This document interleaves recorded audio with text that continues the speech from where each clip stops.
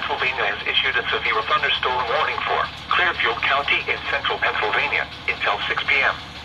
At 5:01 p.m., a severe thunderstorm was located near Curwensville, moving southeast at 35 miles per hour. Hazard, 60 miles per hour wind gusts and penny-size hail. Source, radar indicated. Impact, expect damage to trees, roofs, and siding.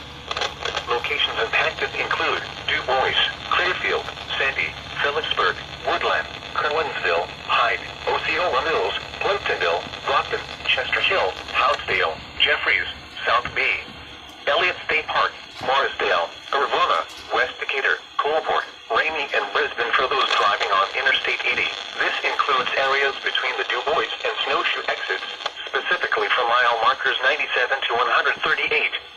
For your protection, move to an interior room on the lowest floor of a building. Repeating, a severe thunderstorm warning has been issued until 6 p.m. for the following county: Clearfield, Pennsylvania.